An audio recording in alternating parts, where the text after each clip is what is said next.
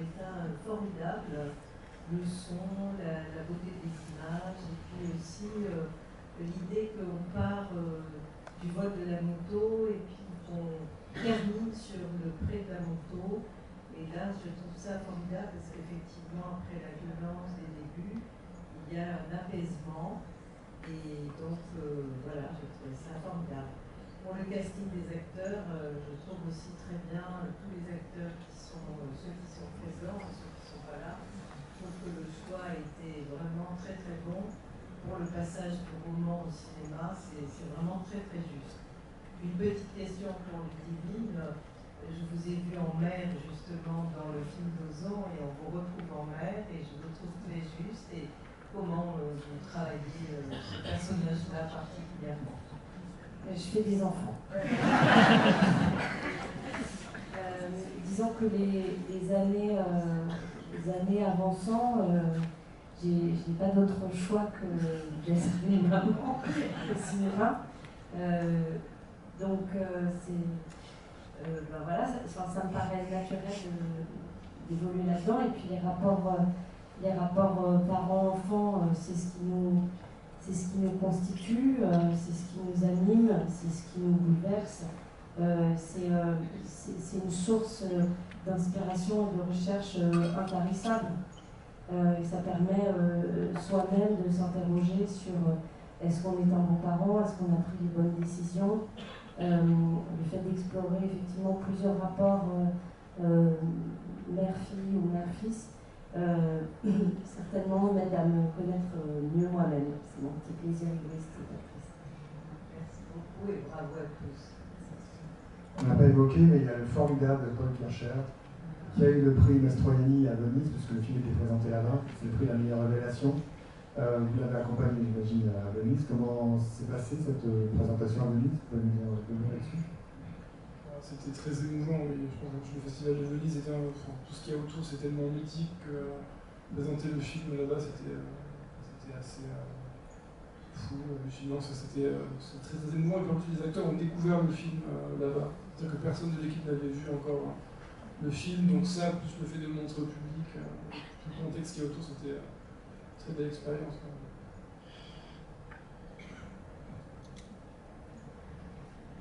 Vous êtes bien calme ce soir. Je vous parle un petit peu aussi de Paul, justement, qui a... Ah, justement, de Paul. Tout à fait. Tu sais que ce qui nous a plu chez Paul, paradoxalement, c'est qu'il est très différent du Anthony du livre, qui est décrit comme un petit gamin bagarreur, trapu, très terre à terre. Paul, il a au contraire un côté très rêveur et très doux. Et c'est ce qui nous a plu chez lui. Peut-être parce que ça permet aussi de raconter que la violence qu'il exprime, elle est aussi reproduite. C'est la violence qui existe dans son environnement, peut-être la violence qu'il y a chez lui, la violence de son père notamment, et aussi de son environnement, et de sa mère, comme tu dis quelques gifles. Mais je crois que la douceur de Paul, pour nous, elle est de pair avec celle de Saïd El-Alami qui joue Yacine.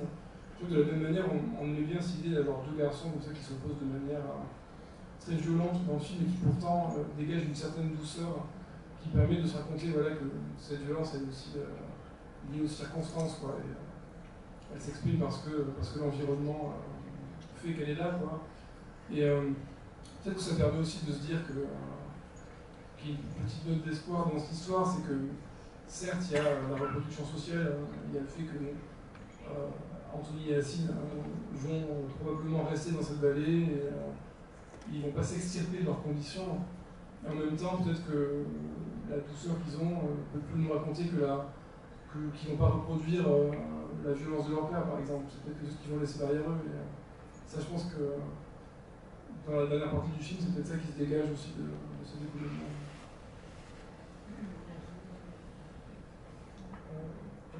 Ok, le règne animal et le lycéen aussi de Christophe.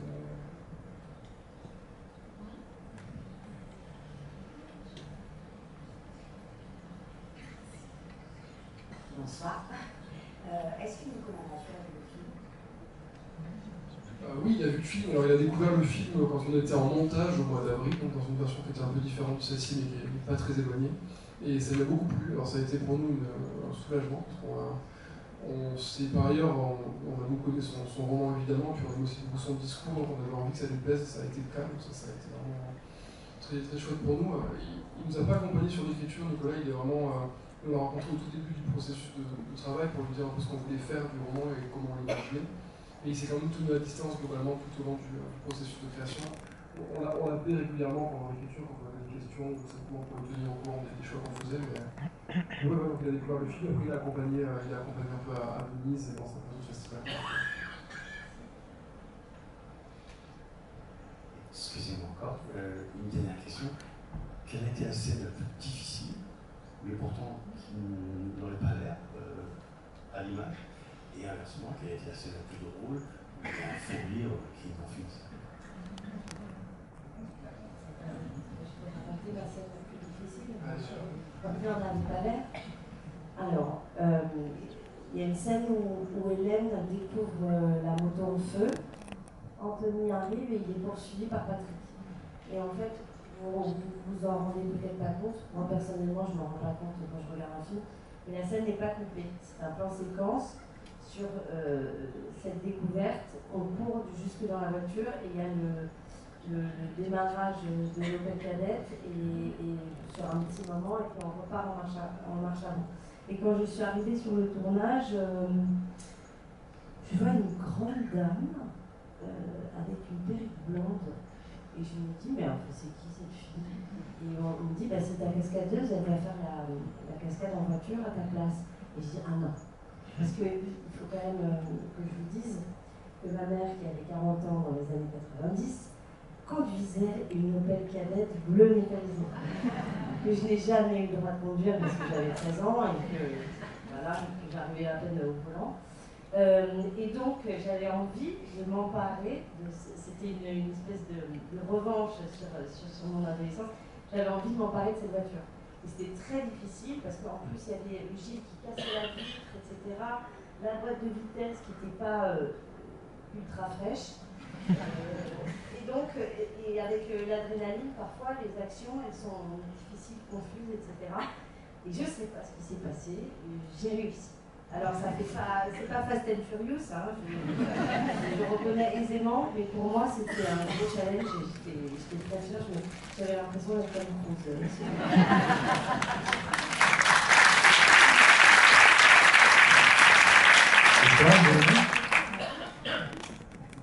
C'est difficile de passer après une aussi bonne anecdote. Je suis un peu bon. Qu'est-ce que je peux dire comme anecdote? Un peu moins Tom Cruise, mais quand même. Non mais c'est allé mieux mon anecdote par rapport à la scène. La scène où je dois plonger dans la piscine. Voilà, c'est un moment où ils sont à la fête au début. Je me suis fait toute une fixette, un fromage de cette scène parce que je ne savais pas plonger. Donc j'ai plongé tout l'été avant de faire le film. Et ce jour-là, il faisait genre, je sais pas, 14 degrés. Et donc je stressais encore plus à l'idée de sauter devant tout le monde. En plus, je devais me déshabiller, jouer la scène en même temps et plonger dans la foulée. Donc pour moi, c'était un peu Tom Cruise aussi, quoi. Pour quelqu'un qui ne sait pas plonger, c'était un peu chaud. Et finalement, voilà, j'ai pris mon courage à deux mains, je l'ai fait.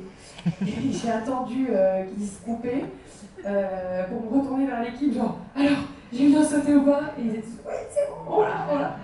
Donc voilà, vous pouvez faire le même bruit que pour...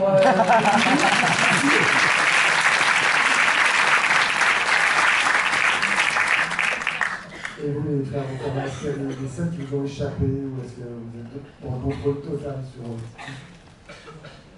Pourquoi c'est la météo déjà dans l'est de la France? Nicolas Mathieu a pu écrire canicule dans l'est, grand ciel bleu, etc. Puis quand on arrive là-bas, il fait 12 degrés, il pleut, donc là c'était assez compliqué. C'est pas très, c'est un peu classique la météo au cinéma, mais ça nous a fait inverser les semaines de tournage. Et nous, on n'avait jamais fait de film aussi gros que celui-ci. Hein. Donc on s'est retrouvé à devoir tourner comme première séquence du film, la séquence de soirée, donc dans la première partie. Donc c'était 4 jours avec une équipe de 100 personnes, avec 9 camions, enfin un truc un peu délirant. Et quand on est arrivé sur le plateau avec le Devic, on s'est dit, un camp, s'est embarqué avec l'impression d'être en frontière baignure. Du coup, là, on a eu, je pense que la météo nous a fait qu'on s'est retrouvé directement dans le bain, d'avoir l'impression de réaliser un énorme blockbuster avec tout le stress qu'il peut y avoir. Mais finalement, ça s'est bien passé. Donc, ça nous a un peu décomplexé. Et je crois que jusqu'à présent, avec nous, je crois que la phase de tournage était peut-être celle qu'on aimait le moins, paradoxalement, dans notre métier. On adorait écrire, monter. Le tournage, on avait un peu l'impression que c'était on fait les courses pour pouvoir faire le montage et pour pouvoir cuisiner après. Et là, cette fois-ci, je crois qu'on a passé 12 semaines de tournage, donc on appréhendait beaucoup parce que c'est un long tournage, donc beaucoup d'endurance. Et c'était en fait merveilleux d'un bout à l'autre, et c'est vrai que ça ne nous était jamais arrivé. Je crois que c'est la première fois qu'on prend du plaisir sur un plateau de tournage vraiment. Moi j'avais une question aussi pour le producteur. Est-ce que les deux producteurs étaient très interventionnistes ou laissaient faire Très interventionniste, non, mais déjà sur l'écriture, en fait, on a un plaisir dingue à voir l'adaptation et avec comment les frères s'accaparaient en fait le bouquin de Nicolas et comment à chaque version ça devenait petit à petit en fait leur film et plus le bouquin de Nicolas. Et interventionniste, moi je le suis en fait sur le casting. C'est un endroit où j'aime en fait, j'ai des idées très. Par exemple, on parlait de Paul, c'est dès le départ en fait ils ont voulu faire un long casting pour plein de gens, mais on savait très bien que ça serait Paul. Mais je leur laisse le temps que ça devienne leur idée, mais Paul c'était quelque chose en fait, déjà bien présent. Après le tournage, moi c'est un endroit pareil. Heureusement il l'aime un peu plus que moi, mais c'est vrai que moi, le tournage c'est vraiment un moment, à part c'est vraiment un problème, c'est plus un moment où tu travailles plus trop en tant que producteur.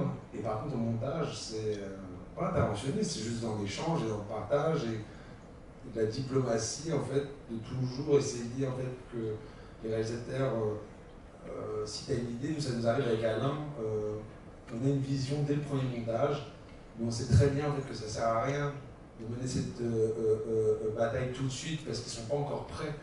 Et donc du coup on les laisse petit à petit arriver, mais c'est plus de l'accompagnement et du plaisir qu'un côté interventionniste et leur imposer quoi que ce soit. C'est leur film et c'est toujours de toute façon le meilleur argument au casting, à l'écriture montage. De toute façon, c'est moi, c'est ton film. De toute façon, c'est votre film. Et après ils disent, attends, mais pourquoi tu dis ça? Là, c'est physique. Il y a moyen de négocier. Hugo a signé quand même Le Grand Bain, Pupille, Amour Ouf, voilà, des beaux succès que vous vous souvenez Sac Nord, des Grands Bains. Il y a beaucoup. Voilà. Une nouvelle logique de discussion, c'est un échange, c'est passionnant. Voilà, moi c'est pour vous dire que j'ai adoré votre film et j'ai préféré d'ailleurs Leurs enfants après eux à L'Amour Ouf. Parce que j'ai trouvé la deuxième partie moins bien réussie que la première dans L'Amour Ouf. Bon, c'est personnel. Maintenant, j'aimerais votre interprétation sur le titre Leurs enfants après eux.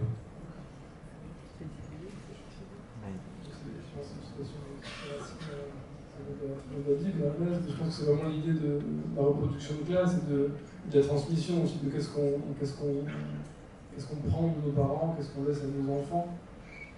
Et il y a évidemment l'idée du déterminisme social, l'idée de reproduction, on fait comme nos parents avant nous. Et en même temps, ça ne répond pas non plus à ça, parce qu'encore une fois, il y a, par exemple, sur la violence, je trouve qu'il y a des espaces de liberté comme dans tout ça, c'est que les enfants n'ont pas forcément la même vie que les parents, mais je pense que c'est tout simplement sur une question de transmission. Je trouve qu'il y a aussi un truc qui est très beau dans cette idée-là, et je pense que c'est aussi ce qu'a fait Nicolas Mathieu, c'est une tragédie avec une histoire entre guillemets ordinaire et donc avec la vie de tout le monde. Et je trouve beau cette idée de raconter l'histoire de gens qui ne font pas l'histoire, la grande histoire, mais qui pourtant ont des vies qui valent la peine d'être vécues. C'est ce qu'il dit Nicolas Mathieu très bien. Je trouve cette idée qu'en fait, c'est une petite histoire, mais en fait, il y a effectivement du tragique là-dedans, parce qu'il y a la dimension de déterminisme social, etc. Mais en même temps, dans ces vies, il y a plein de choses à attraper et à vivre. Et même si on parle de la fin du monde sidérurgique, etc., cette histoire elle est portée par des jeunes de 14 ans qui ont envie de choses en fait, et qui ont des belles choses à vivre. Je trouve ça assez beau cette idée que en fait, leurs enfants après, dans le titre, la citation complète, je ne l'ai pas exactement en tête, mais c'est quelque chose du genre il en est dont ils n'ont plus souvenir, ils sont devenus comme s'ils n'avaient jamais existé, ils sont morts comme s'ils n'étaient jamais nés, et de même leurs enfants après eux. Et c'est l'idée de ces vies en fait, un peu pour rien, et finalement pour tout quand même. Voilà. Dernière question peut-être? Ouais.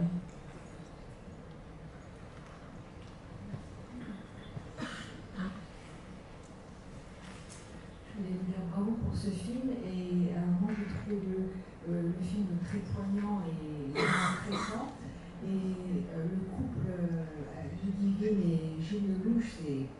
vraiment incroyable. On sent qu'elle est.